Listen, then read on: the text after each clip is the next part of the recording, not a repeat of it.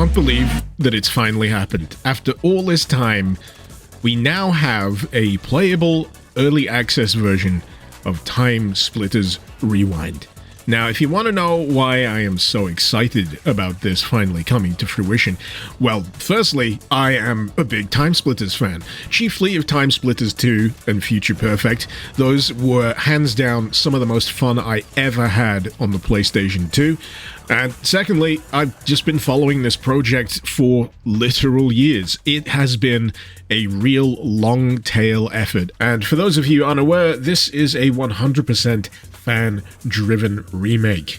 They expressly have permission from the IP holders to do this, provided that they don't make any profit. And under that remit, they have just been hacking away at this project. And finally, there is now an early access version of TimeSplitters Rewind for everybody to play. Granted, not everything is in place here, but for those of you that fondly remember the OG TimeSplitters, there is going to be plenty in here just to remind you of how stuffed with fun games could be. Campaign-wise, you've only got the TimeSplitters 1 campaign right now, which is relatively threadbare, as was the original. It's a collection of levels that challenge you with getting in, grabbing an objective, and then getting out. That's right, TimeSplitters was the original extraction shooter. Each of these levels takes place in their own particular distinct time period, and as a result you'll have unique rosters of enemies and a pretty extensive roster of weapons that are usually appropriate to the time period that they're appearing in. Though for me, the campaign of TimeSplitters 1 isn't really the star of the show here. For me, it's the arcade mode and the challenge mode. This is where you just have these wonderful, goofy little scenarios that basically introduce you to a lot of the multiplayer modes and just various concepts that they were able to get working, and to challenge you with beating times, gaining trophies, and generally having a lot of fun. You want to see how many ducks you can mow down before the time limit ends? There's a mode for that. You want to run around hoovering up bananas as a monkey? There's a mode for that.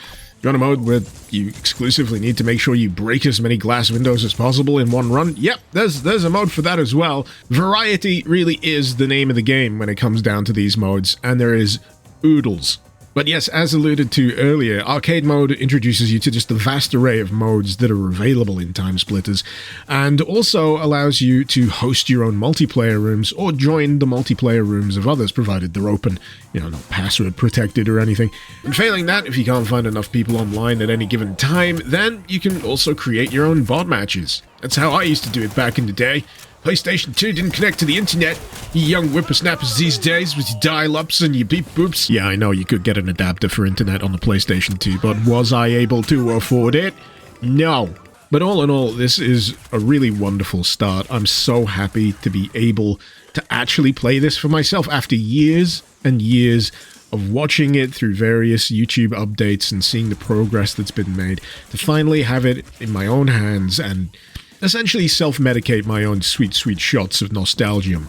But for those of you out there who I acknowledge may not have any experience with TimeSplitters and may not see why it was ever a big deal, well, it was just one of those titles for consoles that really helped popularize, multiplayer gaming. It was usually couch co-op, split screen, but it was effectively a game that allowed us to just have so much variety and choice, and later on, in the likes of TimeSplitters 2 and Future Perfect, even gave us the tools to create our own levels. I absolutely loved that aspect of TimeSplitters.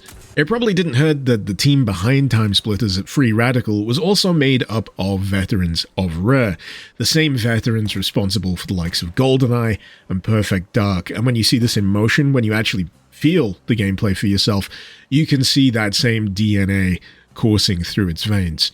I mean, let's face it, it's kind of hard to miss what with the way the health bar and the armor bar works. Yeah, they're not really trying to hide it. But yes, the fans behind this project have done a fantastic job of replicating that feel, and I've got nothing but respect for the years of hard work that they've put into this, and doubtlessly the long road ahead when it comes to bringing the rest of the content that's available into TimeSplitters Rewind.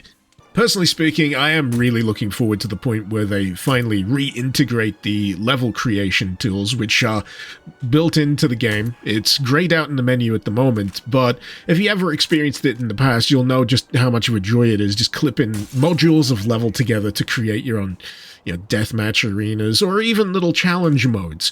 And trust me, this thing was wonderfully customizable. You could change light patterns, you could have them strobing, as well as other neat effects. Essentially, just imagine Doom 2016 Snap Map, but back in the PlayStation 2 era. I'm also really looking forward to the future integration of TimeSplitters 2 and TimeSplitters Future Perfect. Believe it or not, my first introduction to TimeSplitters was, in fact, TimeSplitters 2. And it's that kind of funny thing where it's an objective improvement on practically everything that the OG TimeSplitters tried to do. And in my opinion, is where the series really, really starts to shine. But if anything, I hope this just reignites interest in TimeSplitters as a whole. I feel like as an IP, as a series, it's been horrendously mistreated by whatever publisher holds the rights to it. And the fact that they're leaving it to a group that's doing this literally for free on their own time speaks to just the general indifference that they have towards it. I mean, it's nice that we've got it, don't get me wrong. But you'd think in this current era of remakes and recycles and redo-overs of various video game franchises that they'd be able to recognize the friggin' gold that they're sitting on. TimeSplitters is effing great. It deserves a much bigger audience. It deserves the ability to be seen by people who weren't around to see it back in the day. It was fun then, it's still a heck of a lot of fun now. Maybe they're just afraid of showing people a way of making games that doesn't require you to pay for a friggin' battle pass or DLC in order to unlock extras. There was just so many extras already baked into the friggin' disc. We can't have this new gen of gamers finding out that this is the way it used to be done. Oh hell no, how will these poor gigantic publishers ever make their monies? But yeah, in a perfect world, the team behind this would be fully supported by the rights owner behind it. What do you mean there is a dedicated and talented and passionate team out there that has been willing to jump through ridiculous hoops and do this on their own time for literal years in order to bring this back to life, and you're not paying them? In all honesty, I really feel like this is the kind of thing worth kicking up a stink over. I mean, the current IP holder is some company called PlayOn.